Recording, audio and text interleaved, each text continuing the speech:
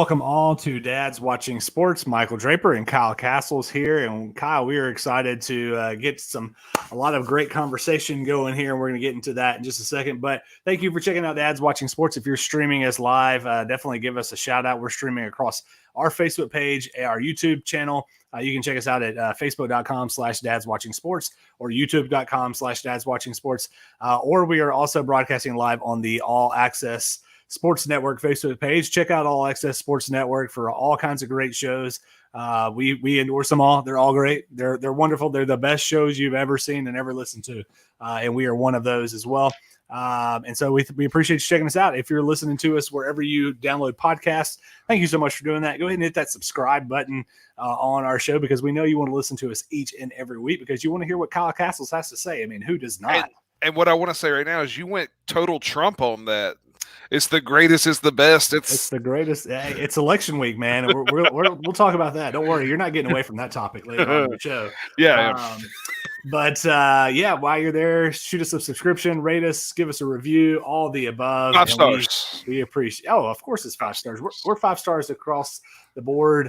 TJ's already jumping in. Howdy, boys. I'm guessing that's supposed to be a howdy, or is it that just is howdy? Howdy as in like belly button howdy, or oh, there it is. Howdy, boys. Yep. My man TJ. We appreciate you joining us as always, TJ, and thanks for all the comments throughout the show. Kyle, how are you doing today, man? Man, I'm making it. I wish I could tell you that I was refreshed. We gained an hour of sleep and all. No, we're going to talk about that later too. That's just a complete hoax, and they build it up like, oh, parents, you get this extra hour of sleep. Heck no, no, you don't. That does not happen whatsoever. I know it's probably been a good time in your household as the Dodgers ended up winning the World Series. So we're going to get to our guest here in just a second that's going to talk all about that. But first, Kyle, I got to ask you, your wife and your father-in-law, diehard Dodgers fans. Yes, been waiting since 88 for this. How was it embracing them and welcoming them back as champions of Major League Baseball? Well,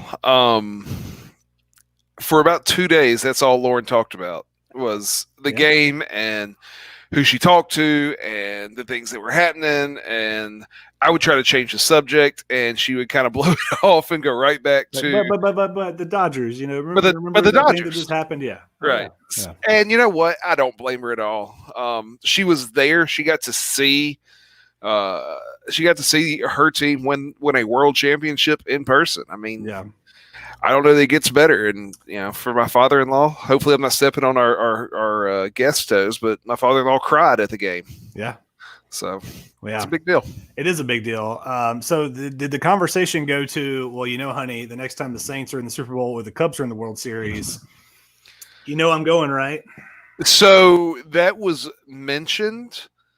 And what I was told is, well, Dad bought the tickets and Dad paid for the hotel. So if you can get somebody else pay for the tickets to the hotel. Okay.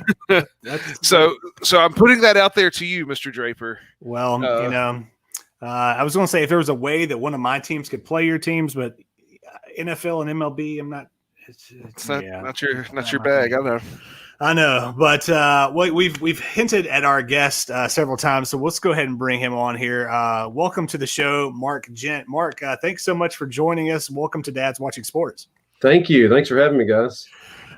So tell us just a little bit about yourself. Clearly, we can see by looking behind you and the sweatshirt you have on, you are a big Dodgers fan as well. But tell us a little bit about yourself, about your family, kind of the whole 9 yards. Yeah. So I've called Nashville home for about 25 years since I came here to college to Lipscomb University back in the mid-'90s. Originally from Lewisburg, Tennessee, small town about an hour south. My wife and I have lived here ever since. And we have 3 kids. They are 8, 10, and 12. And we live here in the Creve Hall neighborhood of Nashville. Yeah, that's a little bit about myself. There you go. Well, Mark was kind enough to send us a picture of the family. Look at them all wearing their Dodgers stuff. There we go. So, Mark, I know it was a huge week last week for yourself. We'll get into that in just a second. But tell us a little bit about the business that you're involved with and the things that you do in terms of setting people up to go to sporting events. Yeah, so that picture is from opening day with the family, by the way, July 23rd, after the long-awaited anticipation of opening day. We sat there and watched opening night together. So Simply a Fan, I launched it in July of 2018, and really the vision of it came out of it's got twofold purpose, but really the vision for it came out of just wanting to provide people an adventure that they might not have otherwise. I enjoy planning, I enjoy logistics, and I enjoy taking people on adventures that maybe they have dreamed about, but they haven't been able to pull together, or maybe they've never even thought about before. And we've had some awesome adventures over the last 3 years now. So one of it from Simply a Fan is the trips, the adventure side of it, which I can talk more about. Yeah. The other side is I just love storytelling. I love the vision of story and what that means and how we all just have our own story. But for baseball fans in particular, what I'm most intrigued about is when I go to people and I say, hey, what's your baseball story? And it's kind of a unique twist where most people haven't been asked that question. And it's that if they have, they've never been asked to write about it, or they've never been interviewed about it. So it's been a fun last 2.5 years, both taking people on adventures and then also just collecting stories and giving people a platform on the website to share their story. Yeah, that's really cool because I think, sports is just something that just brings out kind of the best in people. I mean, sometimes it can bring out the worst, but it can bring out the best in people. And I think the part that you talked about highlighting people's stories, because people like us that are, I mentioned with Kyle, the Saints and the Cubs. For me, it's I'm a big University of Kentucky fan. For you, clearly it's the Dodgers. But people connect themselves so much to their sports teams. And when they can experience something like that, it's just, I would imagine it's just really, really cool to witness. It is really neat. And for a lot of people, like for me, it's who influenced you. It's all about like who helped you become a baseball fan. Who is that person in your life and that fostered that love of baseball.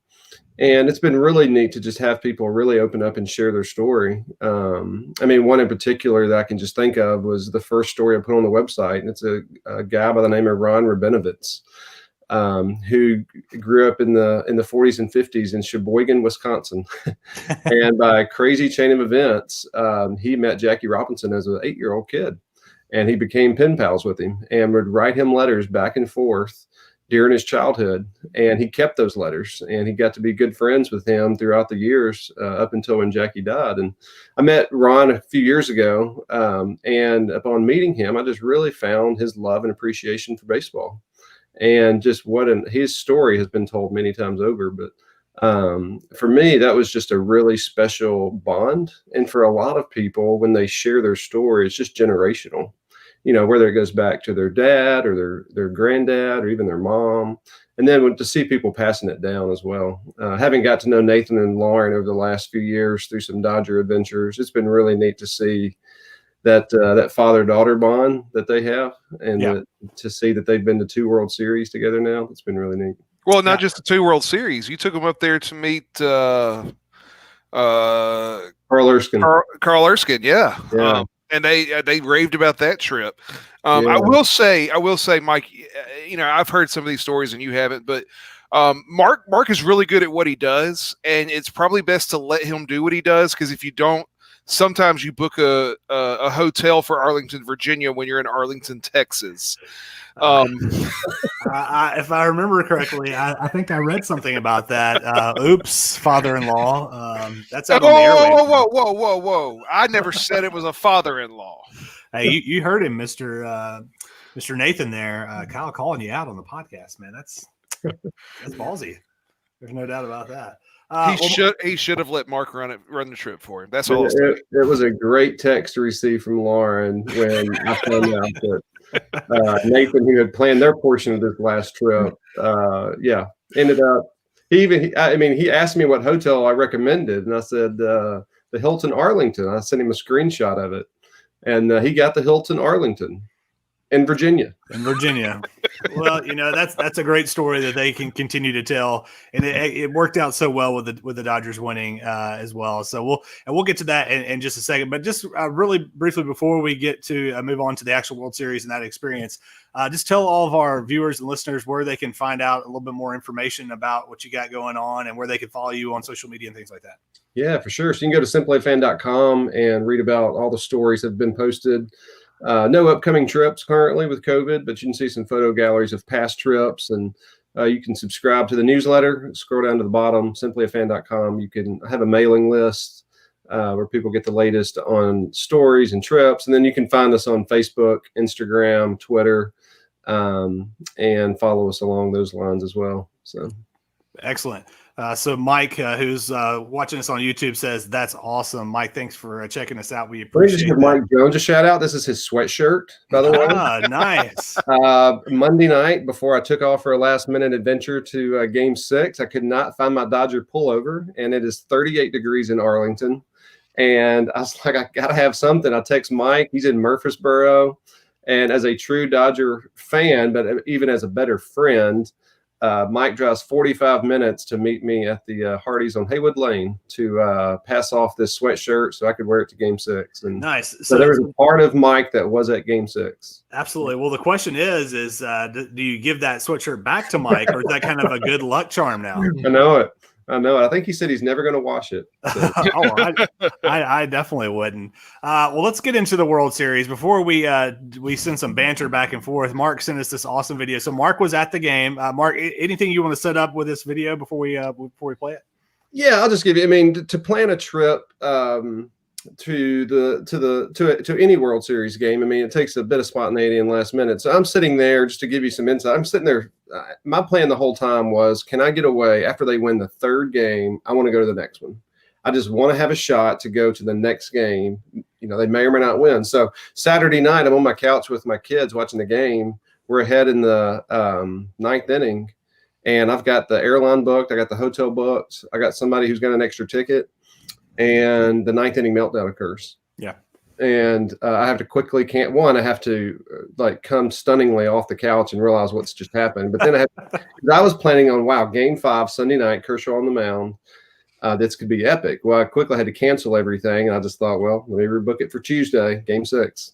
And which worked out better in my favor and for Simply a Fan, because I had nobody going with me to Game 5. But then I had 48 hours to sell a few spots to Game 6. So after Kershaw and the team and the bullpen won on Game 5, then I got on my horse on Monday night, and was able to get 4 or 5 people aboard to go who probably weren't thinking about it and who weren't going to go otherwise. And that's a lot of fun to pull together. Plus, had some other friends that were going to be there, like Nathan and Lauren. Nice. Well, let's take a look at what Mark, Nathan, Lauren, and a lot of the Dodgers were able to check out. So I'm going to share my screen here, guys. My final out video. Here you go. That's right. This is straight from the source here. Okay, here we are, top of the ninth. 2 outs. Dodgers are up 3-1. Game 6 of the World Series. We're up 3-2.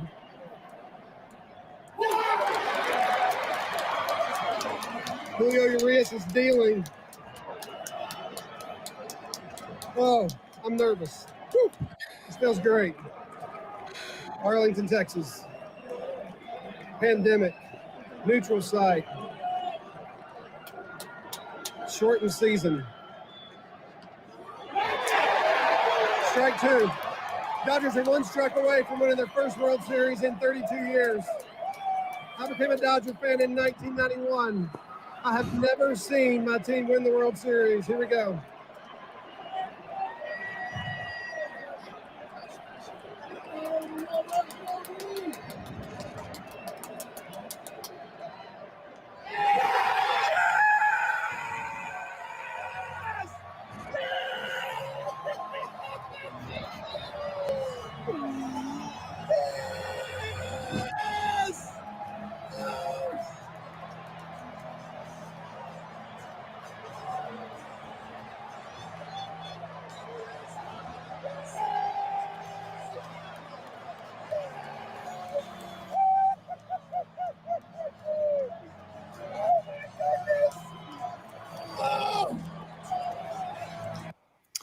So there you have it. Now, guys, I've got to say, so Kyle knows me very well. I am not a baseball fan. I appreciate baseball, but I'm just not a huge fan.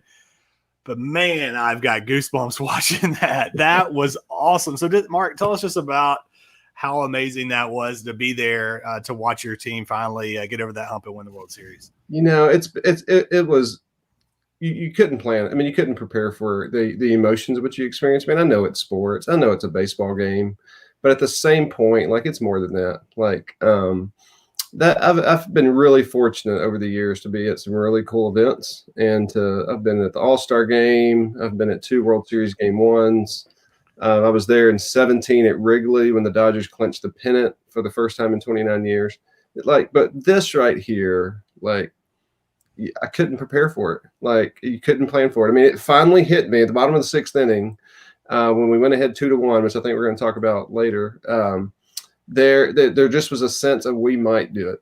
There was a sense of this might actually happen. Then when Mookie hits the bomb and it was right below where we were sitting, there was just like this overwhelming, like, wow, we're 3 outs away, And for me, one of the most special things, and not only having a few people there through simply a fan, but then to have some friends there. Like I had a friend on my left who I've known for over 30 years, who I was in high school with and in youth group with back home, Andrew Buzan. He actually had my game ticket that he bought 3 weeks ago when they went on sale to the public, and he had a single ticket. And he goes, "Hey, I'm going to have a Game 6 ticket if you want it." I'm like, I'm not going to be able to go to Game 6. I'm going to go to 4 or 5, or I'll go to 7. Like, no, Andrew had Game 6.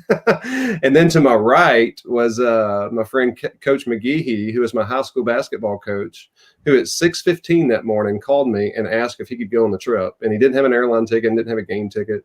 And this man has been like a friend and a mentor to me for 25 years. And like to be able to experience it like that, but to be able to sit there and to see that finally, after 32 years, after all that when they have come really, really close, they haven't quite gotten there. And then just for this to happen in this season, that, they stayed healthy. They had the best team in the league the whole year. So everybody had questions with the quirky playoffs and the shortened season. What's going to happen? Hey, the best team won. I mean, they were the best team during the regular season, and they persevered and won through the playoffs. And just to be able to sit there and strike 1, strike 2. I mean, Julio Urias on the mound. Like, who would have ever thought he would have been closing out? Right. The last guy to do that was Orel Hershiser, and you don't. That's a common household name, but right. it was so surreal and incredible that it'll stay. I mean, it's been 5 days later, and I'm still floating on it. Still thinking about it often. Oh, for sure. Yeah. The only thing that even comes remotely close for me, similar to that, is in 2014. I was in Arlington, Texas, in Jerry World, and saw Kentucky playing Connecticut for the national championship game. And this was, I was hoping this is going to be my time to finally see my team win a championship in person. And was it Kemba Walker, or maybe it wasn't Kemba Walker, but somebody else for UConn that played for UConn that year had different ideas, and the Cats ended up losing. But that's fantastic. Well, let's talk a little bit about the World Series. Kyle, I'm going to come to you first. I completely agree in the fact that the Dodgers were the best team all season long. They were the team to win this World Series, and they were the best team. But Kyle, did the Rays manager blow Game 6 by pulling Snell out early? Because everybody says that he did. Even Mookie Betts after the game was like, "Man, I didn't know what he was doing, but I'm glad he did it." Did the Rays blow that, or did the Dodgers just make the plays at the right time? So I can't say he blew it. Here's the thing. That's the way they've pitched Blake Snell all year. He's come in, he's thrown roughly 75 pitches, and hopefully in those 75 pitches can get through the lineup twice. And he had been through the lineup twice, and then Mookie comes in and gets the single. Mookie, right? Or was it Austin Barnes? Maybe Austin Barnes got the single. Barnes, yeah. Austin Barnes at the end of the second trip through the lineup. And so it's 72, 73 pitches, somewhere in there. It's exactly the way they've pitched him all year, and it's got them to the World Series. You don't change that, right? You dance with the one that brung you, is the old saying. Yeah. So I don't know that they blew it.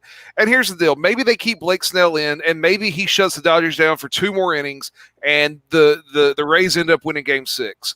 I'm glad that didn't happen because I think my wife would have been gone a little bit longer because I think Mark had some pretty good tickets to Game 7 that my father-in-law and Lauren were going to buy off of him.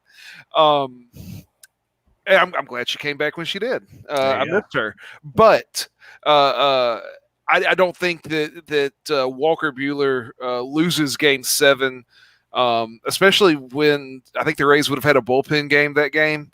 So I don't think he blew the World Series because I don't think they win the World Series if it goes 7. Okay. So Mark, what about? I mean, I know the Dodgers fans were ecstatic after the game, but when that change was made, were you guys like, oh, I can't believe this? Is it kind of what y'all expected? And was that the kind of the talk around Dodger Nation afterwards? Is like, man, we got away with one here.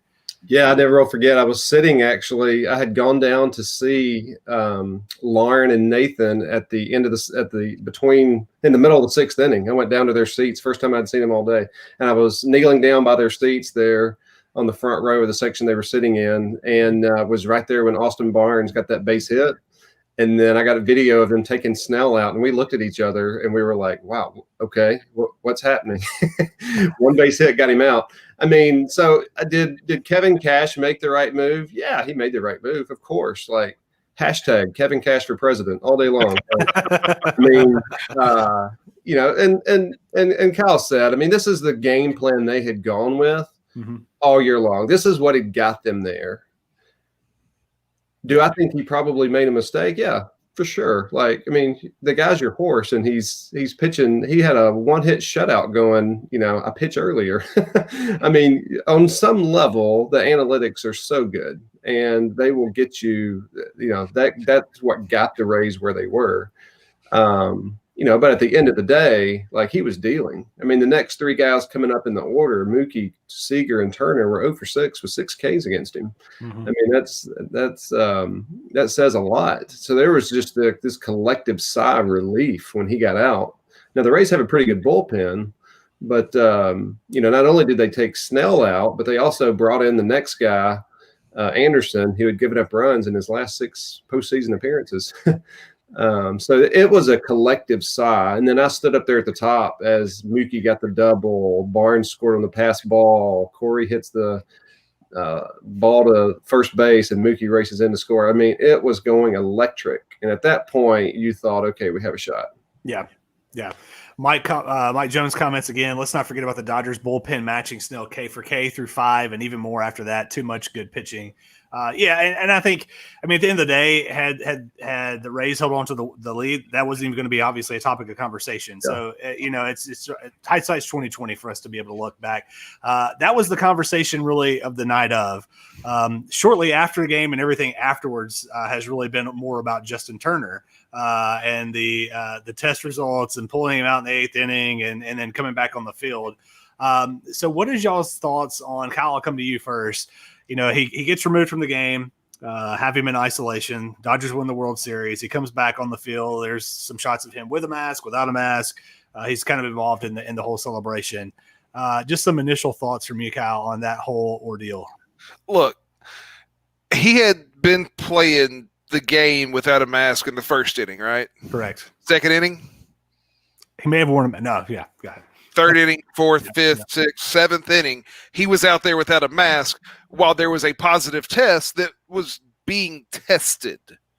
So it's not like he tested positive in around the 7th inning and all of a sudden now he has COVID. It was just discovered at that point that he had COVID all this time. Which means what? Which means all of those players in the dugout with him, which means Dave Roberts in the dugout with him. They've all already been exposed. Now, that's the easy answer. I was reading, and hopefully I don't step on anybody's toes here, but I was reading something earlier today, and probably my favorite Dodger pitcher, Joe Kelly, was only because he's the one because he's outspoken. He's outspoken. Yeah, that's it. Exactly. And he's the one that threw at the Astros and actually had a much longer suspension than the Astros players for cheating. Yeah. And he was thrown at them for cheating. So I'm a big Joe Kelly fan. His question was, how does Justin Turner get COVID when we're in a bubble? And he basically called Major League Baseball out and said, this is all on you anyways, Major League Baseball, because you did not secure the hotel you put us in to keep COVID out of there. So screw getting mad at Justin Turner, get mad at yourself. And I was all on with Joe Kelly. So my question to both of you then, I'll come to you first, Mark, is if you were in Justin Turner's position, you had been removed from the game, you were in isolation, your team wins, you have worked your entire life for this moment to be able to go out with your team and celebrate a World Series. Are you going out there to celebrate, or are you staying in isolation back behind the scenes? I think if I'm a 35-year-old athlete who's played baseball for 30 years, and this is the pinnacle of my sports career, and I just got taken out in the top of the 8th inning,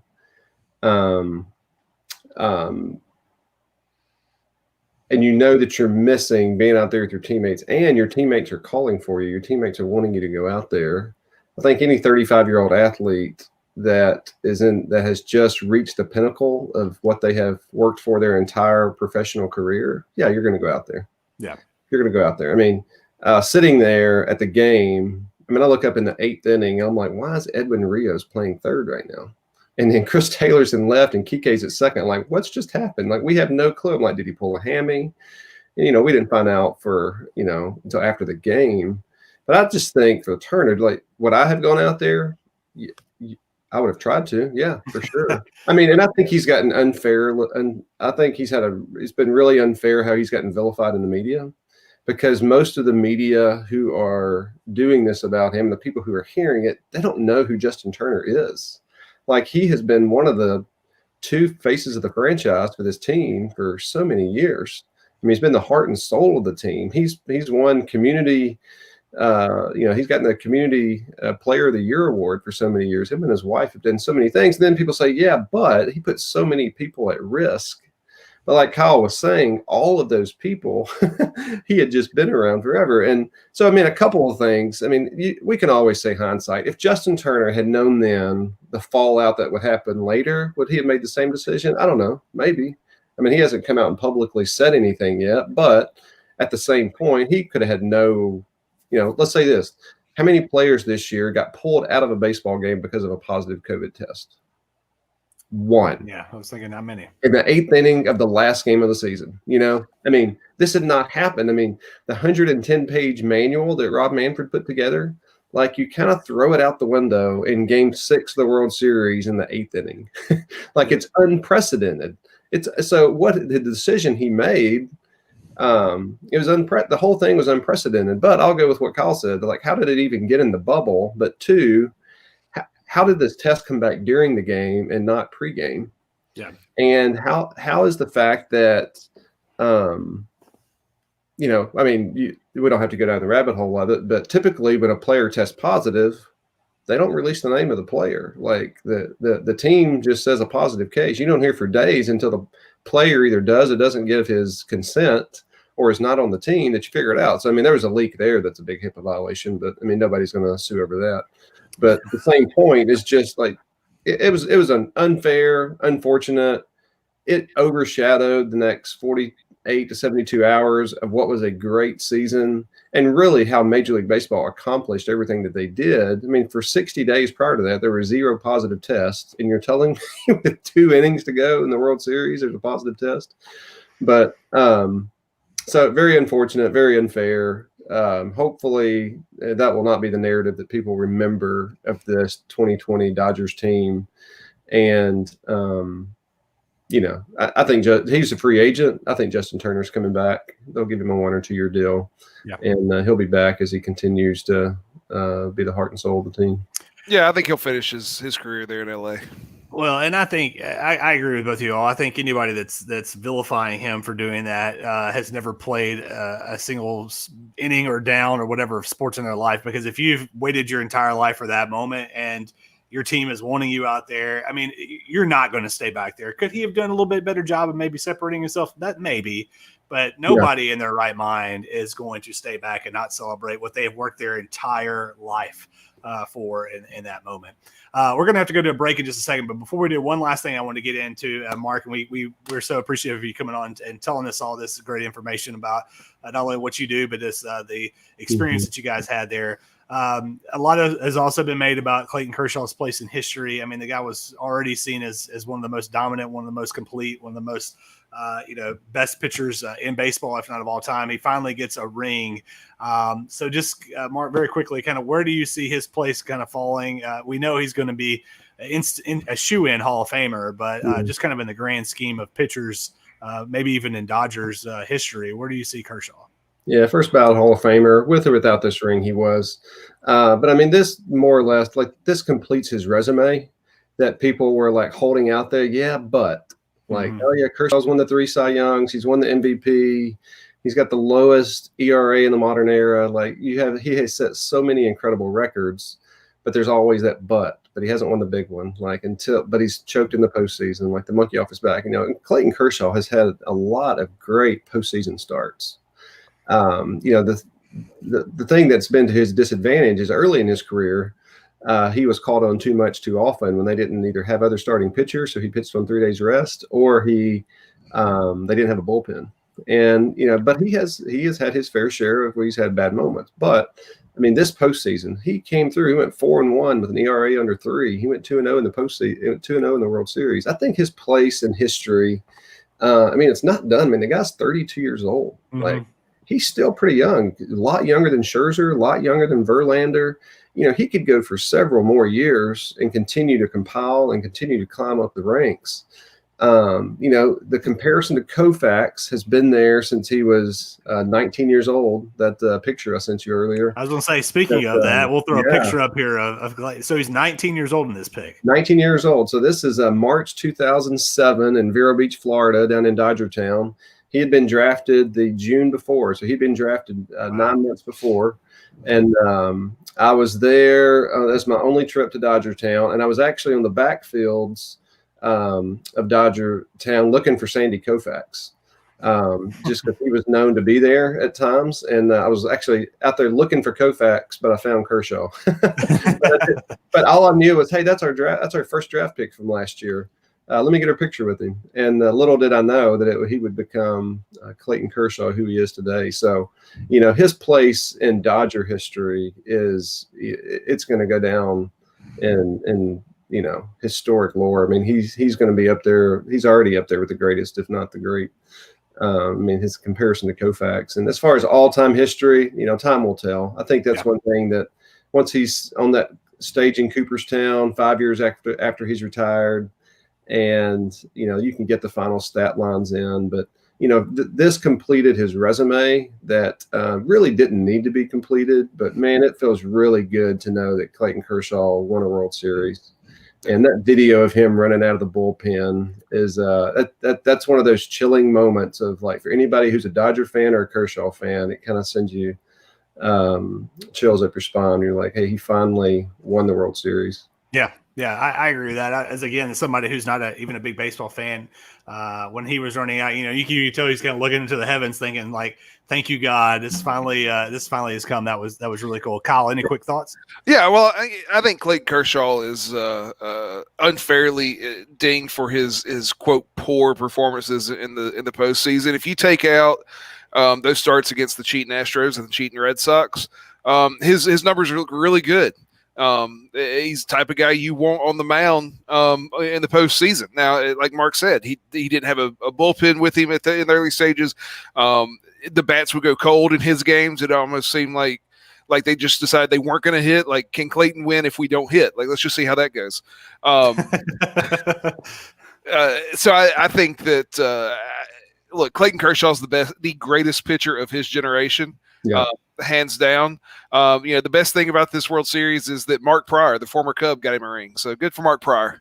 there you go. And it couldn't happen to a better guy with Kershaw. I mean, unbelievable teammate and family man, and in the community, and what he does with his foundation, Kershaw's Challenge.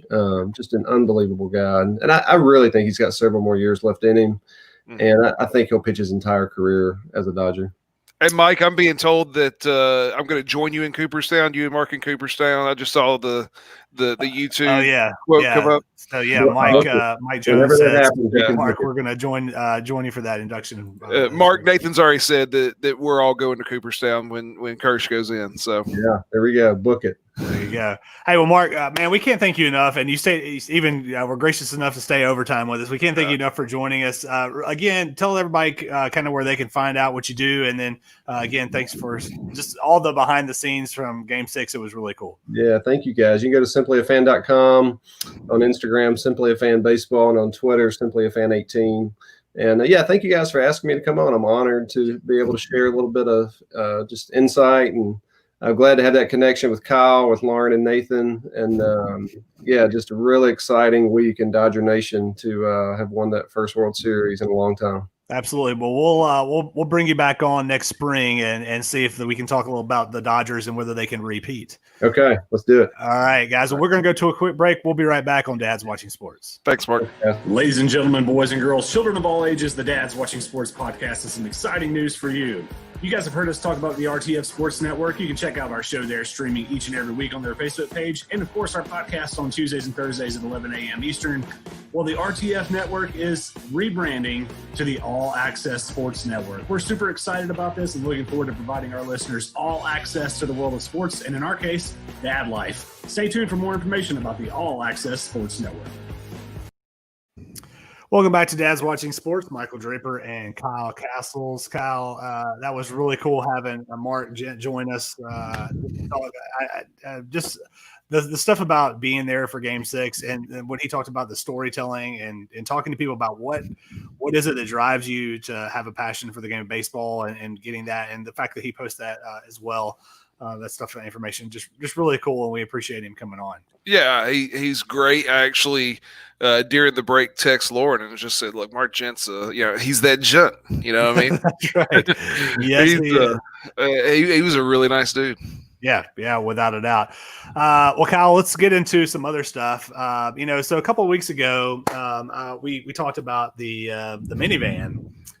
We both have the Honda Odyssey, and the frustrations about the pulling out the spare tire, and still don't know why in the world it's tucked underneath the middle console. Still makes absolutely no sense. I was showing that to my brother-in-law this weekend, because I was trying to sell him on the minivan, and it's like, well, here's the one downfall, Mark, because you can't have this.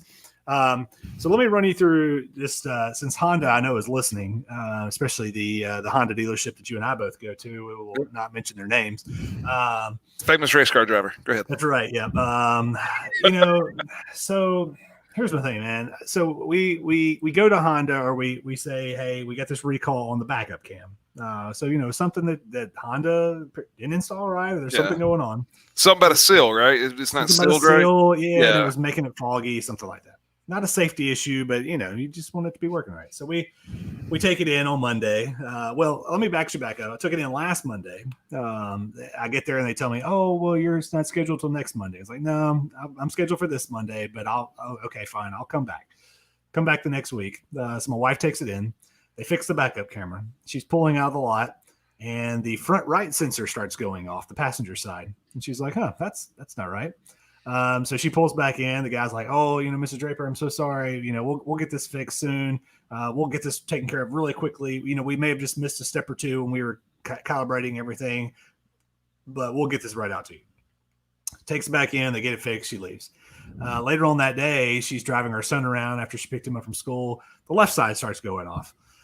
All right, well, that's great. So then the next day I take it in. I guess that's Tuesday, and get there, and they're like, "All right, yeah, we'll take a look at it." I sit there for 2.5 hours. They bring it. They finally come back to me, and they're like, "All right, yeah, you got some dings on the sensors. Looks like maybe some rocks hit them or something. We'll take a look at it. I'll order the parts. They'll be here tomorrow. You can bring it back in tomorrow." So I sat there for 2.5 hours only to say, "We don't have the parts. Come back tomorrow." Okay, that's fine. I was able to get work done. That's fine. So come in on Wednesday, get there. Oh, before I left on Tuesday, I said, "Well, hey, we bought the platinum warranty coverage, so surely this will be covered." "Oh yeah, it'll be covered. I'll call it in." Get there, get the call on Wednesday, or going to go in on Wednesday. Get a call Wednesday morning. "Mr. Draper, you may want to give us a call back before you come in." Okay, give him a call back. "Yeah, so we got the parts in, but I was on the phone with the warranty company, and it's not going to be covered under warranty, unfortunately, because it's the sensor on the outside of the vehicle. which I guess even though you pay like $3,500 for the platinum warranty that's supposed to cover bumper to bumper, it doesn't actually include what's on the bumper, which drove me crazy. So we're on the phone with him for about 20 minutes, just talking through like, okay, so you're telling me we bring it in to fix the backup cam. Somehow the right sensor starts going off. Then somehow the left sensor starts going off. None of this was happening beforehand. You're telling me that 2 rocks somehow hit the sensors that are about this big on both sides. You're telling us that happened, and now that we're having to pay $450 for new sensors. That's not going to work for us. Long story short, they made it right. They put them in. I go up there. We don't have to pay for it. They put them in. As I'm leaving, they go, "Oh, Mr. Draper, you're done, but you're going to find this very funny. Just come out here and take a look." Well, they ordered the wrong color sensors. So we have white sensors on the black grill of our minivan. So man, it's like, we're trying to help you out here, Honda, but you're not doing us any favors, man. Yeah. At that point, that's usually when Lauren pulls me back and does the talking, because I tend to say things I shouldn't say. Well, man, I even said this. I said, look, I know you guys didn't purposefully mess this up. Like, I know that did not happen. But at the end of the day, man, we brought it here and it was fine. And then we left and it was not fine. So something happened between the time we brought it in and the time we left. And it wasn't, I can guarantee you what it was not. It was not a rock hitting on either side of an eighth of an inch of diameter. Yeah, man. So, dang Honda, man, they're killing me. Killing me. But you can easily paint. Just go get you some black touch-up paint. I am not touching it. I asked him, I said, the one thing that I want to know is this going to affect the trade-in value or the resale value of this in any way? And they assured me it would not. Although I don't know that I trust you. You can't trust that. No, I can't. TJ says, sounds like you need a Chevy. I don't disagree with you there. Chevy doesn't make a minivan. I know exactly. That's my point. I agree with him. Okay, Kyle. So one other thing that I'm springing this on you on our rundown here. But so on Friday, my family and I left to go down to Tuscaloosa. We'll talk about that a little bit later.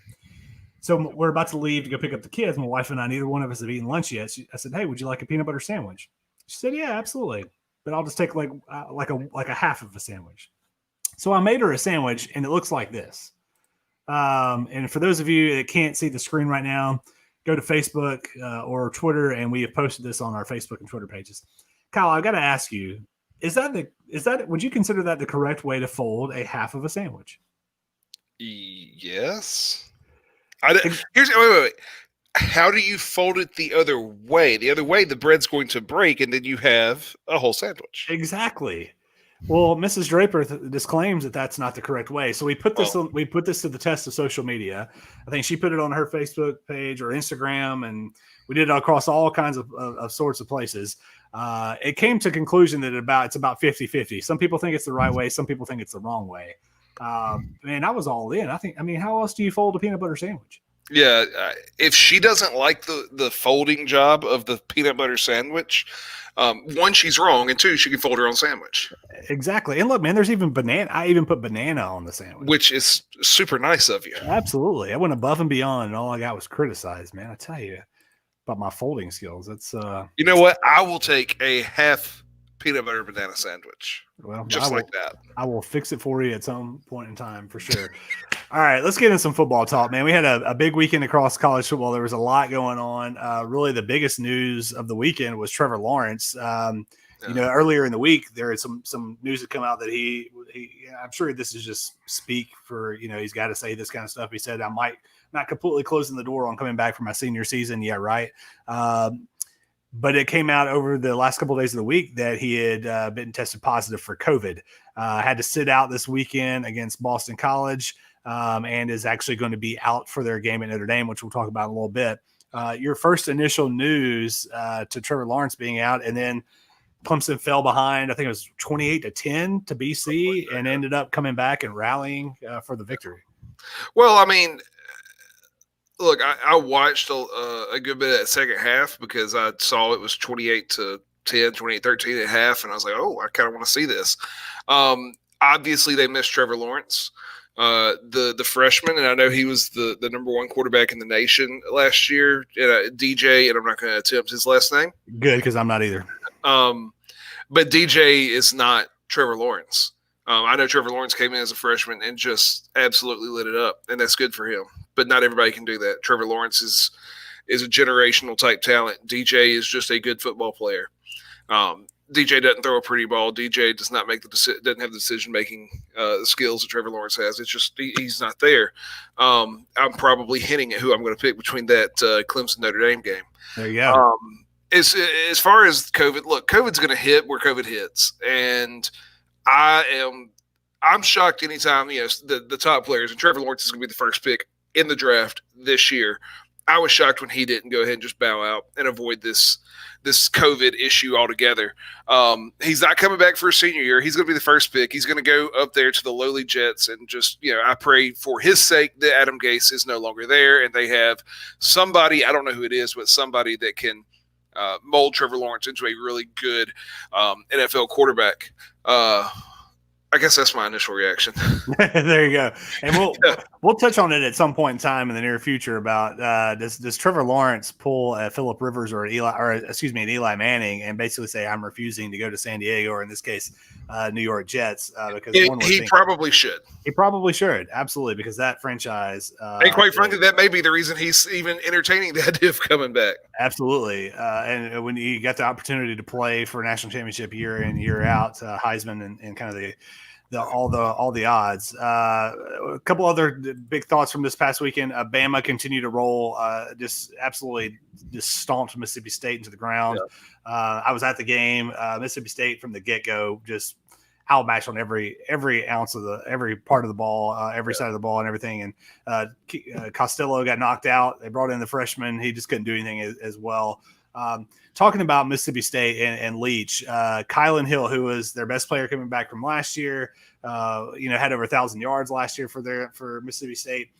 It appears I don't know if it's official that he's opted out, but he has not been playing. And there's been some circling that he's opted out, that he's not coming back because of the style of play and he wasn't getting the touches and things like that. You're a Mississippi State guy. What do you think about all this?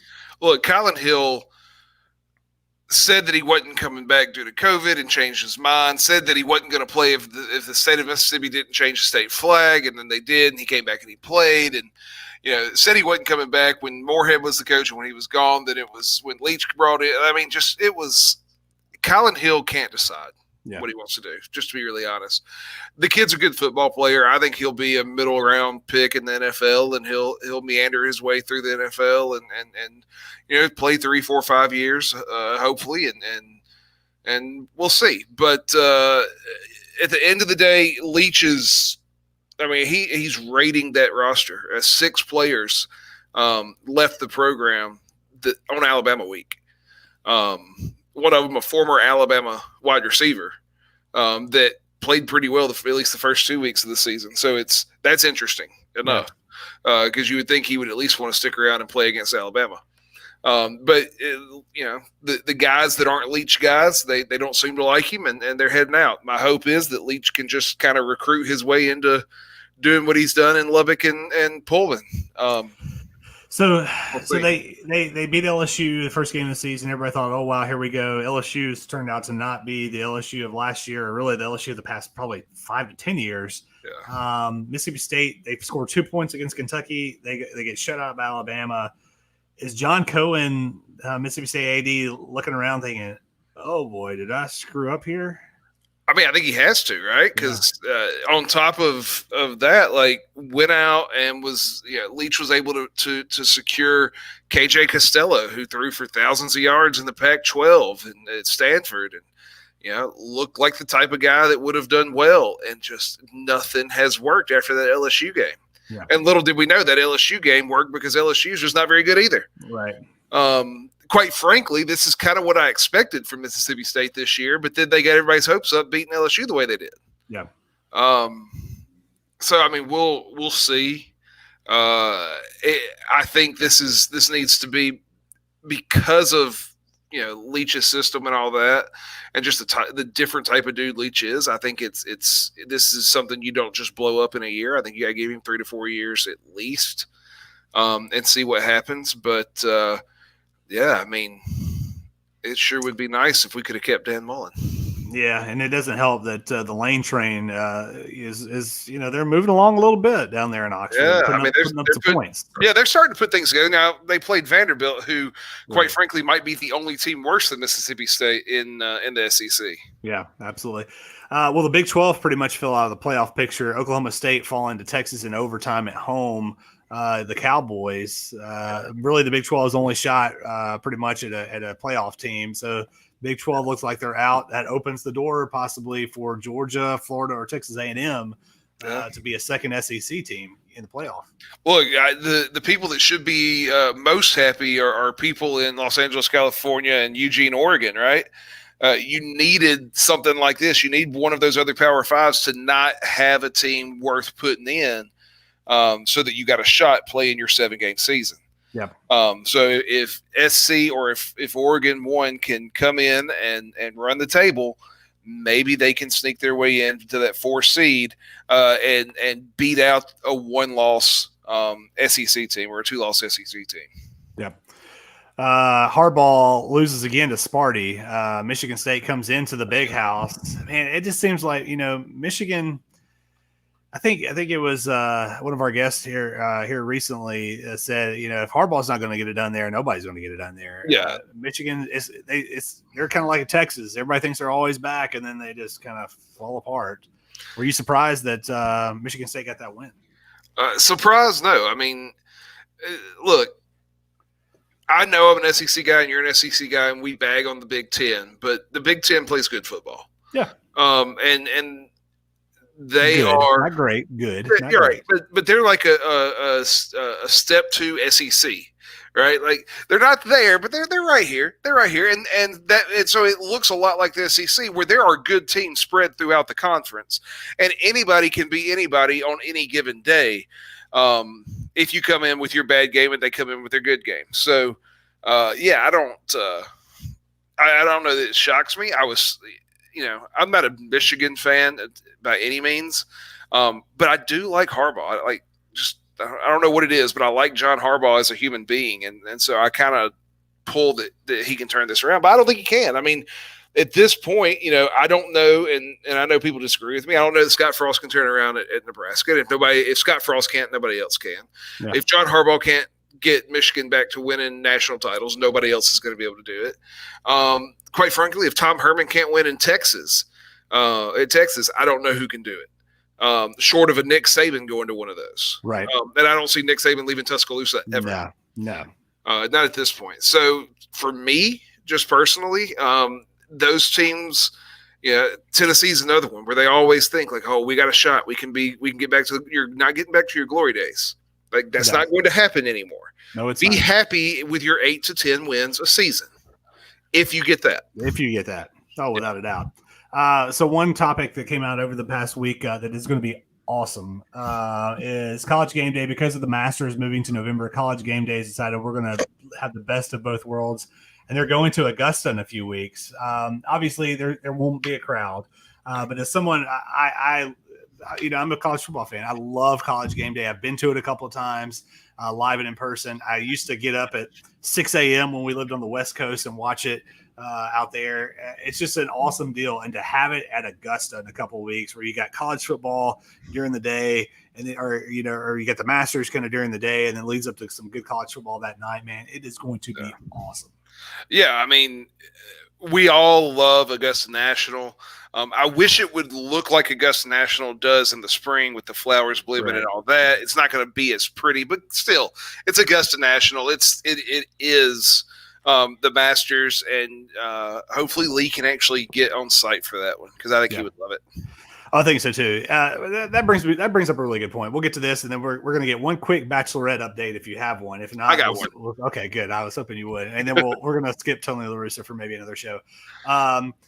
Lee Corso, man, it just pains me to see the old ball coach. He's got his moment of lapses on the show. He's not obviously there in person. When does he need to hang it up? look, at this point, and look, I think one of the biggest reasons he's still there is because Kirk Herbstreit just wants him there. Yeah. You can tell there is great respect, love between Kirk Herbstreit and Lee Corso. Yeah. I don't know that he doesn't need to just come in at the end and put the headgear on and call it a day at this point. Yeah. As much as I love the Sunshine Scooter. Yeah, and I do too, but I think that I'm sure that there are people that either have had a conversation or will be in the near future of, hey, hey coach, this has been a great run, but there comes a point in time in which everybody's kind of past their prime, and even if it's somebody that loves him to death and says, hey, look, got some slips and things aren't just not as sharp as you used to be, and you hate to see it because I mean we grew up with game day. I mean it really started like early 90s, and just having him put the headgear on at the end of the show is one of the greatest traditions in college football, and to eventually lose that is going to be a sad day. It's kind of like Dick Vitale when he decides to quit calling college basketball games. Yeah. So you said you had a Bachelorette update. I have not watched a single episode, so I'm looking forward to this. What do you got for us? Well, in the teaser commercials or spots, whatever, for the season, you hear whatever the host name is, Chris something, I think, say you have officially blown up the Bachelorette. And you didn't realize what that was until the end of the episode this past week. There's one guy on the show. His name is Dale. Dale. Dale. Like Earnhardt? Right? Yes, like D-A-L-E Dale. Give me Dale. When he stepped out of the limo and met Claire, who's our Bachelorette, and he walked inside to the mansion, she said out loud, "I just met my husband." Ooh, nice. And called her shot, huh? She called her shot, and that's the only thing she's cared about since then is spending time with him. 30 other guys around. Yeah, there were 31 guys night one, and she's gone through 3 weeks. Literally, the episode ended basically telling us like she is not going to be on the show moving forward. Her and Dale are done. They are going to go do this thing. And there is a new Bachelorette joining the show. How many? They're like 3 episodes in? Like 3 episodes in, 4 episodes in, something like that. Oh man, Claire with the curveball, nice. And her response is basically like, "I can't help it. This is what I want, and like this is why I showed up for the show was to meet a guy. And here's the guy." There you go. So you know what? Good for them. Bachelor Nation is up in arms, but yeah, so, good for them. Tasha, who was on Colton's season, is coming in, and we'll see how it goes. Bachelorette Tasha, okay. Yeah, so nice. I think that's how you say her name, Tayshia, or Tashia. I don't know. We'll say Tasha. I'm going with Tasha. I don't remember. My hope is that she comes in and she likes some of the guys, and they all feel like they have a shot because, I mean, they were talking about walking out on Claire because they were just so they're keeping all the same guys, keeping the same guys, nice, and bringing in a new Bachelorette. So nice. We'll see. It'll be interesting. Yeah, I would be interested to hear like how long did the guys have to wait there without a girl before they pulled in Tasha? Like, did somebody call somebody out of the pen? Well, Tasha. My guess would be they have like a backup if something goes wrong. But here's the thing, like. This is being taped during COVID, during quarantine. Yeah. Like he had to quarantine for 2 weeks. Clearly, does she have to quarantine for 2 weeks and test positive or test negative for the? I know what they do. It's like the designated survivor during like the State of the Union. You got the president, the vice president, everybody's there. So you got that one person that sits back. So she's just been off in a room by herself. She's been off in a room by herself, watching it all on TV, and then they bring her in. She's been quarantined for 2 weeks. That's it. All right, man, we are well overdue for another break. We're going to go to a break in just a second. Coming up, we got a little stuff we're going to talk about, and then we're going to get to our picks. And Kyle, we have a celebrity guest picker joining us. You don't even know who it is. I don't know. Very excited about this. So we'll be right back after the break on Dad's Watching Sports. Y'all stick with us. Ladies and gentlemen, boys and girls, children of all ages, the Dad's Watching Sports podcast has some exciting news for you. You guys have heard us talk about the RTF Sports Network. You can check out our show there, streaming each and every week on their Facebook page. And, of course, our podcast on Tuesdays and Thursdays at 11 a.m. Eastern. Well, the RTF Network is rebranding to the All Access Sports Network. We're super excited about this and looking forward to providing our listeners all access to the world of sports, and in our case, dad life. Stay tuned for more information about the All Access Sports Network. Welcome back to Dad's Watching Sports. Michael Draper and Kyle Castles. We're fresh off some Bachelorette talk, and we'll get into some more sports here in just a second. But Kyle, we're going to kind of skip through some of these topics because we're way long. But one thing I did want to bring up is, man, the world lost a gem over the weekend with Sir Sean Connery passing away. Obviously, my guess is probably most famously known from his role as James Bond, one of the original James Bond characters, played that well. Quite frankly, he's the one. There was one James Bond, I forget who it was before him, but he's the one that really showed how to play James Bond. He was the one that famously said, "Shaken, not stirred." Like that was his line. So yeah, he is James Bond. Well, so that brings me to a quick question. So, just off the top of your head, I know I didn't put this in the show notes, but any favorite movies from Sean Connery? Okay, it's funny you say that. I was thinking about, what is Sean Connery going to be remembered for? Now, obviously, I think it's the James Bond movies, but the first thing I think of when I think Sean Connery, and I forget who actually did the imitation, but the SNL Celebrity Jeopardy skit where Sean Connery is just giving Alex Trebek.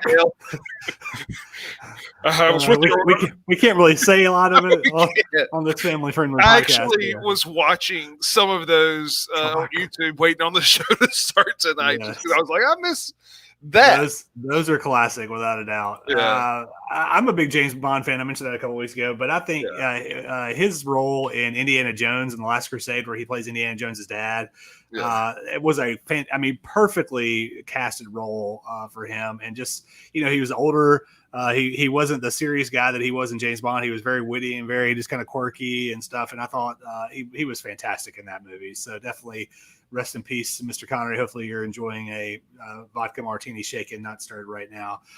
Kyle, let's get in quickly into some NFL talk really quick, and then we'll get to our celebrity guest picker for college football. Any big surprises from this week in the NFL for you? I don't know if I'm not going to make that my surprise. What I'll say is, look, Drew Brees is now the career touchdown leader. He passed Tom Brady, so it's really interesting that we have the two touchdown passing leaders in the NFL right now going head to head in the same division of the same conference. For me, it'll just be fun as a Saints fan and as a football fan. It's almost like that 98 McGuire Sosa. Who's going to end up with the most at the end of the year? Yeah. And so it'll be fun to see who ends up on top. Yeah, for me, a couple of surprises. Well, I wouldn't say this is a huge surprise. Tua really played really well for the Dolphins. The Dolphins got a big win today, and Tua came out looking like Tua. And kudos to that kid, man. There had been so much scrutiny, and some of it was placed by us and others that he should not have been the starting quarterback, and he came out and delivered. And good for him. And the Titans losing to the Bengals is just such a bad loss, and it's so tight. It was a bad loss. I don't know if you actually watched it, but I actually watched that game. I mean, they just got beaten by the Bengals. It wasn't like the Bengals kind of fluked their way in, and they just got beaten. Yeah, and that's the Titans, man. They beat teams that they're not supposed to.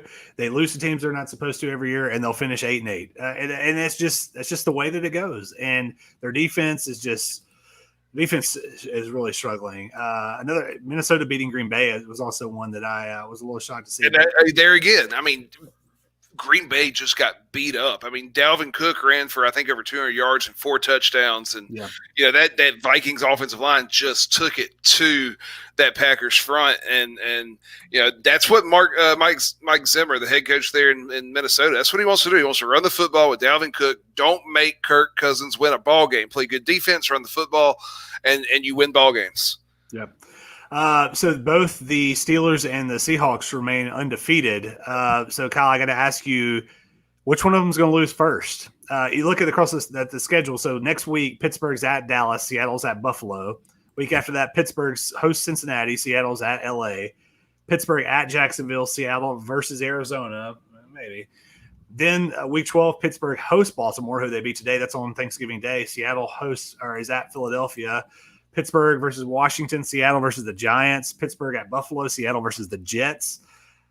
Could we see both these teams going week 15, 16 undefeated? Do you think they'll stumble somewhere? No, they'll stumble. I mean, you didn't expect to see the Vikings beat the Packers. You didn't expect to see the Bengals beat the Titans. You're going to see them lose. I think the Steelers they go undefeated longer. I think they go undefeated until Thanksgiving. I think the Seahawks lose in that trip to Buffalo, quite honestly. And I don't think that derails the season. I think both these teams end up being the number one seed in their conference. And if you tell me it's Seattle, Pittsburgh in the Super Bowl this year, my Super Bowl pick's way off. So aren't all of ours. So, yeah, my Cowboys pick looks really bad. Yeah. So yeah, I mean, Seattle, Pittsburgh, that's a good pick, and right now they're the two best teams in the league. Yeah, without a doubt they are. All right, Kyle. So before we get to our celebrity guest picker for the week, our picks update, man, you are you're running shop here. So you are 20-5 in your picks. I am just slightly behind you at 13-12. So you've got a little bit of a what did I tell you from the beginning? I played college football, therefore. Yeah, that's a crock of crap. You're just lucky guesser. And I like to go out on a limb, man. I like to go out on a limb. My picks. I'm going to continue to do that this week. You continue to do that, and you will continue to have those limbs break underneath you. There you go. All right, guys. Well, let's bring in our celebrity guest picker. It's none other than TJ Burns, who joins us on the show. Gives us some great comments throughout the week. TJ, how are you, sir? Good. How are you guys doing? You'll hear me all right? Yeah, we're doing fantastic. Thank you for joining us. So really quickly, you guys know you noticed TJ's rocking his A&M hat. They got a big win over Arkansas. Matt conveniently decides to no-show on the podcast, and I brought my bacon too. And you brought your bacon for Matt, I know. And he just conveniently couldn't be on to face you. Well, thanks for joining us for some picks. We've got some good games that are coming up. Some really good games this weekend. We're going to start off, guys, with a couple of non-Power 5 teams. You got BYU at Boise State. This is a good one. It's going to be on the blue field. Kyle, I'll go to you first. BYU, man, putting up a lot of points. They're right there, is kind of positioning themselves to maybe sneak in the playoff if a few teams stumble. You like the Cougars, or you got to go with Boise on the blue? Look, the Broncos are hard to beat on the blue, but give me the Cougars. Okay. Is it late night Cougars for you as well, TJ, or are you going with Boise State? You know what? I love that blue field, but I got to go BYU. I'm going to go BYU as well. If you guys catch ESPN a lot, right before BYU comes on, they talk about the Cougars after dark because they usually play late, which is a little funny play on words there, but they have to watch out for those Cougars after dark. So Oklahoma State and Kansas State, this would have been a really good game had both of them not lost this past weekend, but we're going to pick it anyways. I'll go first. I think the Cowboys will bounce back after their loss to Texas and go into the Little Manhattan and knock off Kansas State. TJ, who you got? You know what? This is one of my favorite Big 12 games. I'm going to go with OK State as well. Okay, nice. Kyle? This is probably the hardest game you got me up here picking this week. I'm going to Oklahoma State. I'm going with the Cowboys and the Fighting Mike Gundys, but I don't feel comfortable there. Yeah, it's always tough to go into Kansas State and win. And Kansas State seems like they always get a win they're not supposed to. But they have that win against Oklahoma. They did. That's right. As soon as I said that, I was thinking, you know what? They did beat Oklahoma. Guys, the Pac-12 joins the party this weekend. The Fighting Herm Edwards in Arizona State, they go into USC. USC, Oregon, really the top two teams in the Pac-12 that have an opportunity to possibly work their way into the playoff. Kyle, I'll go to you first. Does Herm Edwards shock the world and shock the Trojans and knock USC out of playoff contention? I mean, I think he'd love that, but yeah, give me the Trojans. Trojans, all right. TJ, Arizona State or USC? I got to go USC here. Okay. I'm going to go USC as well. I feel like, we talk about this almost, I feel like every week, whether it's, we talked about Michigan earlier, we talked about Texas, we talk about these teams that are, college football is just better when they're good. USC is one of those teams. I hope that they can put a strong showing together here, and I'll take USC as well. Guys, it's no longer called the cocktail party, but we're going to refer to it as the world's largest cocktail party. Jacksonville is the host site for Florida and Georgia. this almost every single year decides the East. It looks like it'll do that this year. Florida, who knows if they're going to have their whole team they had after that fight against Missouri this past weekend. TJ, you got the Gators or are you going with the Bulldogs? This was a tough one for me, but after last week, I think Georgia's the best team to beat Bama, so I'm going to go with the Dogs. All right, Kyle, you got the Gators or the Dogs?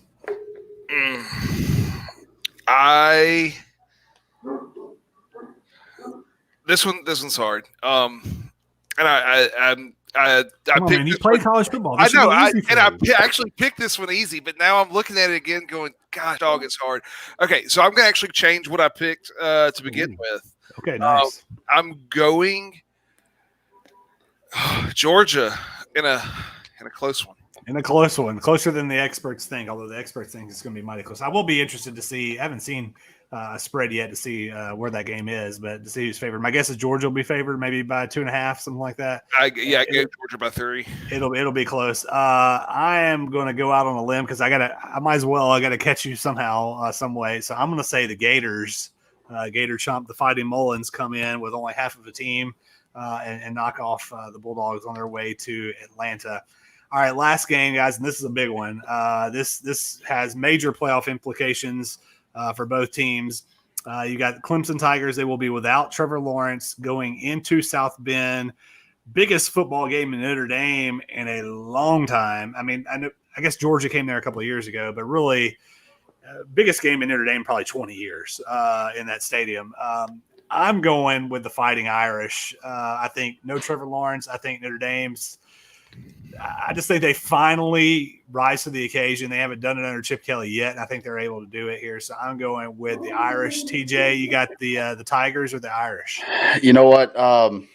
Originally I picked Notre Dame, but I'm going to switch it up. I'm going to go Clemson because I'm still buying what they're selling for now. So Okay, I'm going to go with Clemson. They're selling something good, that's for sure, and a lot better than any of our teams are. But yeah. So Kyle, here you go. We got one pick for Clemson. We got one pick for the Notre Dame Fighting Irish.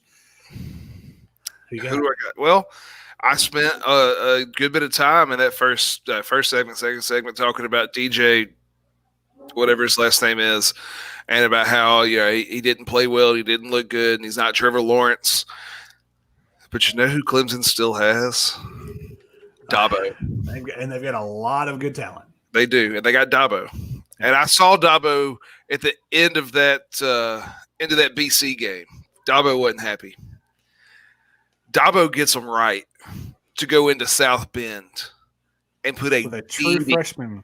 A beating on the Irish. Because this is what the Irish do. They look good. Then they run up against a true team, a real team like Alabama in that national title game, right? They run up against somebody that can play with them, and they lay down. Gimme the Tigers. The Tigers. All right, so we got 2 picks for Clemson, and I'll stick with the Fighting Irish. Hey, TJ, man, we appreciate you joining us to give us the picks and look forward to the Aggies, man. I don't know if you follow Peter Burns on Twitter for the SEC Network. He was a guest on our show not too long ago. He is all about your Aggies making a push to the playoff, thinking that they basically went out.